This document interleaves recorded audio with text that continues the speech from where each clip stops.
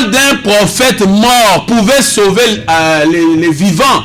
Nzamba alinga otinda sous prophète baba prophète musuta après Moïse parce qu'il suffit kaka otanga ba livre Moïse oza sauvé. Otanga ba livre Moïse nde biso nyoso tozoya otanga kaka Moïse.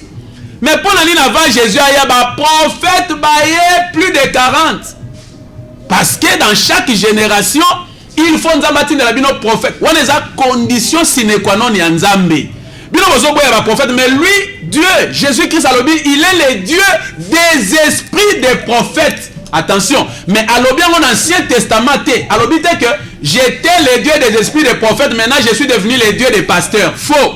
Alobi bon côté. Alobi, je suis le Dieu, le Seigneur Dieu des esprits des prophètes. Et puis alobi en wapi dans le Nouveau Testament, alobi en Ancien Testament, alobi en Apocalypse 22:6. Nasuka. C'est-à-dire, il est le même hier, aujourd'hui, éternellement. Il est toujours le Dieu des prophètes. C'est-à-dire, Bino pour sauver Bino. C'est Jésus, il va prendre un corps pour aller kolobe la Bino. C'est-à-dire, si on dit prophète et là qui c'est, Jésus a yéna mokili abandi kolobe la Bino. Ya ngwana ndesko yo fo yamba malobo ezo bimana mnoka prophète wana pour ya ngonde Jésus. Alors, tu expliquer Bino ndeni pour comprendre. Donc, pardon. Jean-Baptiste, au moins bato baba mikosa maikuno que Jean-Baptiste a sa dernier prophète. Oh. Mais si vous soyez Jean-Baptiste a sa dernier prophète. Mais si quoi puis prophète Moïse a dit que Dieu vous enverra un prophète comme moi. Oh Pierre a dit que prophète ango oyo Jean-Baptiste Moïse a dit ça qui bino et ça qui est Jésus. Donc on se que donc Jean-Baptiste a sa dernier prophète. Donc prophète ango et ça Jésus. Oh si quoi catholique peut dire que Jésus est le dernier prophète. Oh si quoi sont dit Jésus est le dernier prophète. Mais Jésus a dit dans Matthieu 23 34 à 35 que agotin dans l'issue ba prophète. Exemple kaka. Jésus a bomi accueilli mais Paul a yé l'issue. Mais Paul a yé Paul a ni pour un prophète. Apôtre expliquez monsieur le Komouké. OK. Jean-Baptiste a vivre na période manko na Jésus-Christ. C'est ça non? Jean-Baptiste azalaki vivant, Jésus-Christ azalaki pe Jésus de Nazareth. Yépe étant que prophète messager azalaki pe na bomoy. Comment comprendre hein? C'est que to malembe. Yo olobi ke Nzambe tata likolo atindaka des prophètes messagers na période moroté. Comment expliquer Jean-Baptiste prophète messager au vivre, Jésus-Christ de Nazareth, il est comme prophète messager au vivre. Hein, monite que c'est que Kakou Philippe le roi Zawana, tu appelle un prophète messager musu ala ta kisasa. Ndeko azali les révérends pasteurs Pierre Kassambakana. Parce qu'à l'époque Jean-Baptiste Azalaki, Jésus-Christ c'est pas Azalaki, deux prophètes messagers sur une même terre. Voilà. Négofisa na sepel pour ba cataracte no comme kokoya. Biso tant tozaki na ba église catholique to ka sa to sambela na ba église protestant tout ça to ka sa to sambela. Nzoka tozaki na ba cataracte na misu. Lokola ka Paul azako ke no persécuter ba saint aka sa ya ebinza me po atanga ka Torah. Si comme mukola kutana na vrai Jésus. Ba cataracte ko ina ekoi. Yo pe ya yo bando ko ya maleme. Soki ba cataracte no ekoi okoma lokola biso ko banga ko échapper question na expliquer ngai Jean-Baptiste et Jésus-Christ na ya wana. Voilà.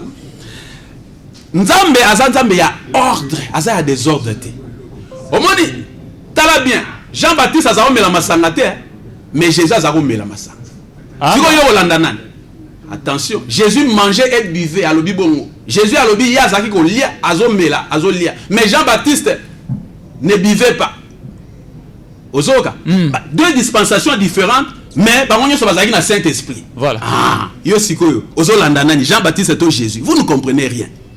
Si quoi Jésus ayaki pas que ne soit baptême landa bien atiki ba église pharisien sadducéen zélote hellénicien ainsi de suite hérodien atiki ba église wana akeko lukaka ka mutu moko comme on est Jean-Baptiste pour nani pour Jean-Baptiste azaki prophète Nzambe ye mutu kaka la voix autorisée à Nzambe ba église eza voix autorisée à Nzambe te voix autorisée à Nzambe na génération moko ezalaka prophète moko Jésus atiki ba église nyonso wana ba pharisien place à que Marie bazako memaye akeko luka muto ba bengi Jean-Baptiste a eu véritable baptême.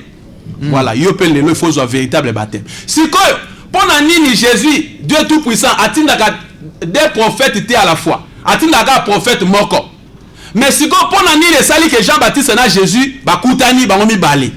Voilà, yo ka siko bakutana bango mibale ka pona mission moko parce que ce qui Jésus a mis là qui bongo ka na mokili mutalinga ko yeba ye alinga ko zalate po bango nyonso wana ba pharisiens ba sadducéens ba zalaki na Saint-Esprit te po ba yeba Jésus mais mutalinga ka mutayeba ki Jésus kaka Jean-Baptiste parce que azalaki plein du Saint-Esprit il faut présenter l'agneau de Dieu. Il fallait présenter, voici l'agneau de Dieu. C'est-à-dire, tant que Jésus a poussé dans la tout qui passation de pouvoir. Voilà, azola tsabango mutoyo oya ebisaka Moïse oya ebisaka Abraham ke nakoya ko visiter bana na yo nakoya ko sauver bana na yo bana ya bana na yo mutango ye wana zo kota na maïs ko na ina baptiser bango tu wana bazaki na ba ekai na misu moye ba ye bango ezate. Donc Jean-Baptiste ya mwana Jésus le bakake na ba pasteur na ba prophète nyoso ba botami na mwasi o azali plus grand ezali Jean-Baptiste. Pour la nini? Parce que Jean-Baptiste est le seul prophète on a présenté qui Jésus en chair. C'est-à-dire, il y a mon qui Jésus, Bamisou va présenter Jésus en parole, mais il a présenté Jésus en chair. Il fallait Jean-Baptiste à Zalawana pour présenter Jésus, l'agneau de Dieu. Et puis, aussitôt, assez à présenter, alors, accueillir Kalamingité pour Akoufa, pour attirer la Jésus, c'est quoi, Banamusala. Donc, bah, quand Banamusala, bah, tu m'y baleti. Alors, moi, apôtre, avant qu'il n'est pas évangéliste Junior Ngongo. Naza vraiment convaincu ma capacité à 100% la réponse au Tukopé Sabiso. Naïba. Baptême oyo Jean-Baptiste à Salaki na Maï na Jourdain et pas à Jésus-Christ. Et Zalaki baptême y a passation de pouvoir pour y alongo prophète messager attiquer la Jésus de Nazareth secteur ou un poste ou un prophète messager. Non non. Baptême à Jean-Baptiste. Jean-Baptiste a zaki lumière du monde na tangu na ye. C'est-à-dire na tangu à Jean-Baptiste wana. Et zaki na mutu mususu te fallait batwa que nous soit baptême. C'est-à-dire na tangu à Jean-Baptiste, ceux qui yo lobi aux pharisiens, ceux qui baptême ba pharisiens, aucun enfer. Na tangu Jean-Baptiste kaka mutu moko nzamba tinda ki Jean-Baptiste pour appeler sa baptême ya repentance. Yango na pesi Jésus baptême. En fait, Jésus a été obligé de nous soit baptême. Pour ya zanzambe. Mais seul à ça qui a posé acte wana pour la qui sabino batamo kilike yo tango ko botama il faut un jour ozo baptême ya prophète oyo ye Jésus akotina sikoyo ya ju baptême ya repentance ya Jean-Baptiste mais yo ka siko tango ya bandi musala aye na baptême mususu ya rémission des péchés pour dire que chaque prophète a un baptême na net yo so ko qui baptême ya William Branham so qui vraiment qui baptême à William Branham lelo il faut zo baptême ya Kakou Philippe parce que ya Branham ezalaki ya restauration ya Kakou Philippe ezalaki ya restitution tala bien muto ba bengi Apollos azalaki disciple ya Jean-Baptiste. 30 secondes.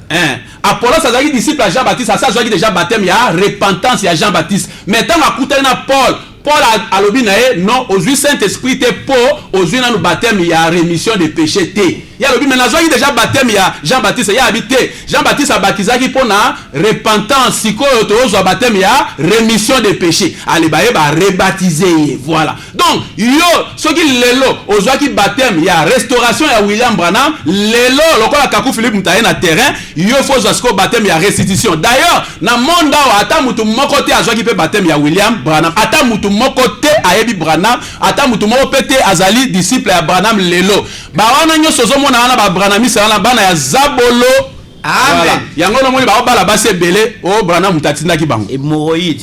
Voilà. Mais quoi, les écrits aussi à prophète Kakou Philippe, ils ont reconnaître la polygamie. Ils ont reconnaître les écrits à Kakou Philippe, ils ont reconnaître la polygamie.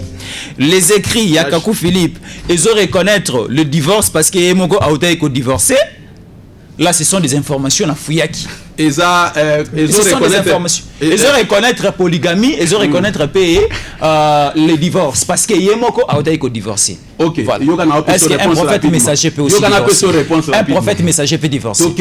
Mais le baiser pas dans tes à côté. Ou alors bon après. Bon, c'est peut-être à robot ça nango. Il y a répondre à la question.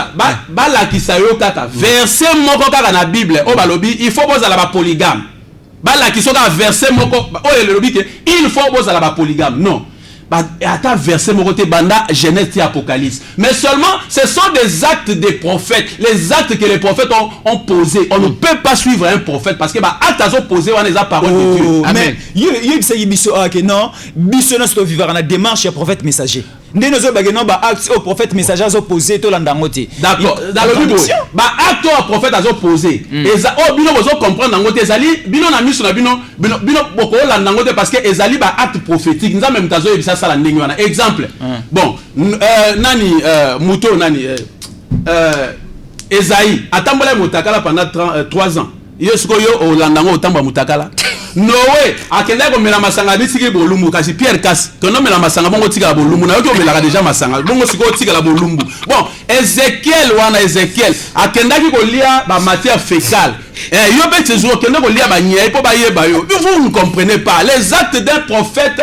et ça bas actes prophétiques yangwana et forma ka parole ya nzambe ya prophète wana dans la parole d'un prophète le message d'un prophète est composé de les écrits, les paroles prononcées et puis les actes prophétiques. Donc il y a acte prophétique, il y a la polygamie pamba. Merci. Merci. Après Jésus-Christ, balaki sous la polygamie bazala quitté. Merci beaucoup. William Branham azalaki polygame te bana nae bazali ba polygame te batu nyonso balanda William Branham ata moko ta azalaki polygame. Oza polygame lelo, oza cochon. Amen. Toyoki. Évangéliste Junior Ngongo. Nous connaissons bien les écritures divines. Nous connaissons bien la parole de vie, la parole de Dieu. Jésus-Christ est venu, mourir pour nous.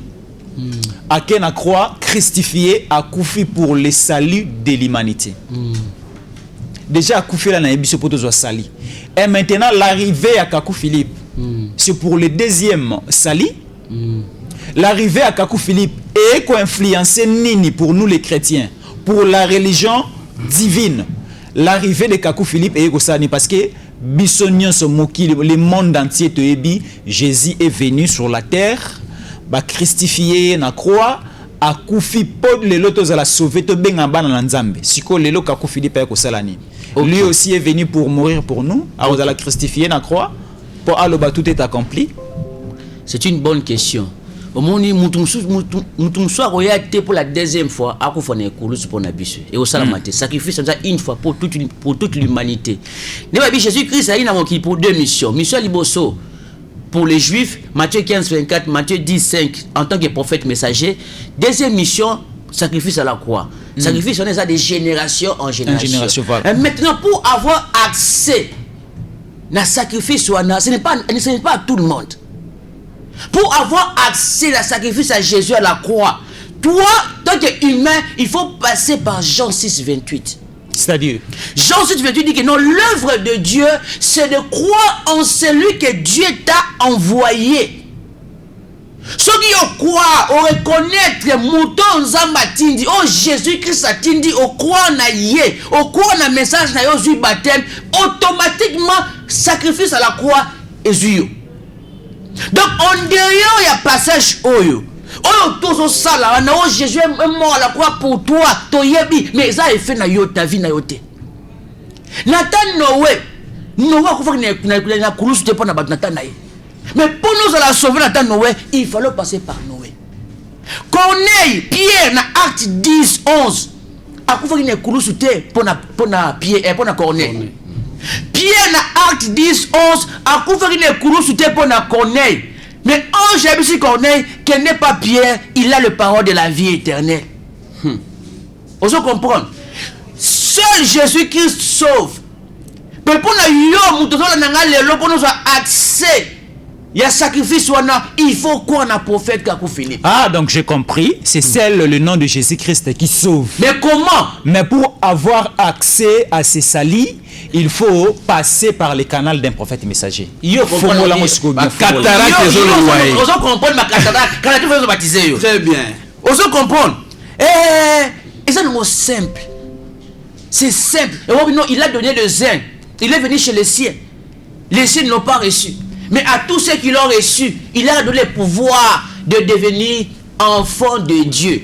Donc, mais ça c'est simple. Et là, Jean 6-28. On recevra mouton Jésus-Christ a tindi natana yo comme moi nanzam. Et ça prophète wada. Oh nzamba rotina yene muta comme moi nanzam. En dehors il y a procédure oyo. Oyo tout ça là jamais que ça moi nanzam. Un catholique, protestant, évangélique, mission ministère, ba témoin de Jéhovah, ba branamiste, ba musulman, ba tira jamais que ça ba nanzam. Parce que yo ozo micha pour na yo otangi ba branamiste, otangi ba protestant, otangi ba évangélique, otangi ba musulman, otangi ba catholique. Yo siko za na confessionniste. Tout le monde peut bandeko basangani ensemble pour babimisa Ronsard Malonda à la tête ya Seni confession abineza représenter c'est que boza non reconnu. Au monde il faut bandeko langa, on ne peut jamais compter des humains parmi les animaux. C'est-à-dire tout ça, ce sont des animaux. Bis des fils, tout ça, serviteurs de Dieu. Donc, ça veut dire qu'on se mélange dans la pourriture. Oh, nous sommes la politique, soit à Koufi en enfer. On se comprend. Oh, nous sommes pour ça la politique. Bah, bon, mieux qu'on a, il va enfer, il fait ton pour la vie. Je suis le téléphone, bah, bengi comme ministre à transport au robot. Il y a comme ministre à finance.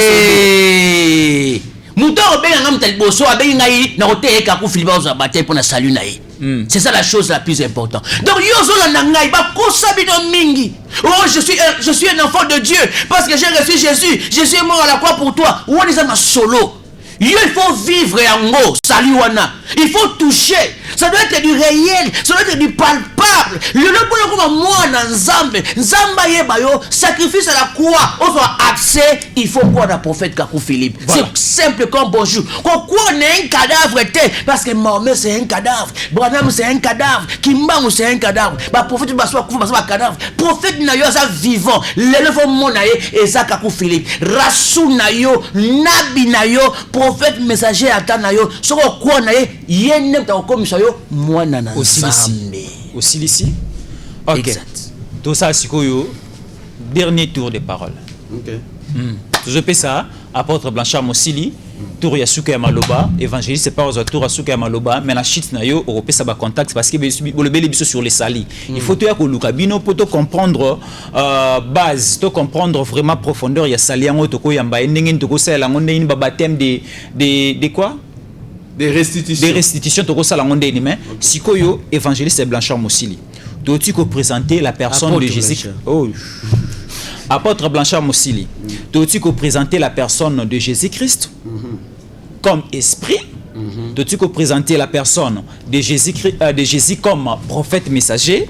Dois-tu ça aussi à comparaison, soit encore à parallélisme maintenant époque où Bisozali où ils sont représentés par la personne de Kakou Philippe. Mais quand un peu le Belabiso en généralité tout solo le nini bandekoba retenir nini et aussi barolukabino nini pour recevoir les salis et aussi le baptême il y a restitution.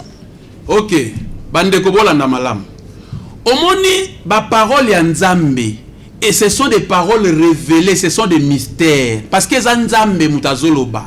Et ça langage moko facilité parce que yo uti ko tanga na lovanium parce que yo uti ko sala soki droit soki na université soki ya États-Unis. Hein pour yo lo baka français bando botamo lo baka français yo kansi ke so tanga Bible ko comprendre ngo zo comprendre wana yango na babungisi mokili pona bongo. Au moment où Jésus a allez partout dans le monde, baptiser les gens au nom du Père, du Fils et du Saint-Esprit. Mais, vous devez comprendre le lenga lobiwana, mais ce n'est pas comme ça lenga lobiwana. Pour comprendre le lenga lobiwana, il faut la révélation. Yangwana Pierre alobaki, bino nyoso bozala baptiser au nom de Jésus. À contredire Jésus, mais à jouer révélation que le nom du Père, Fils, Saint-Esprit, c'est le seul nom, le nom de Jésus. Vous comprenez, hein?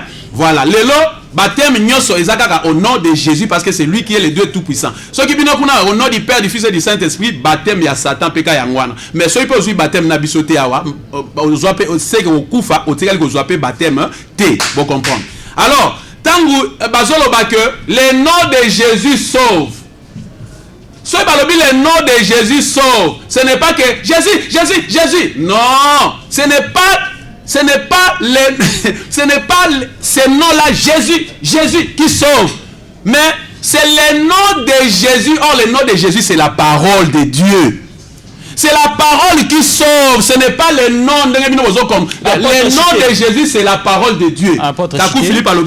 Chitez rapidement. Sachez que celui qui étudie la Bible ou le Coran ou les brochures de Branham, c'est un archéologue de Satan.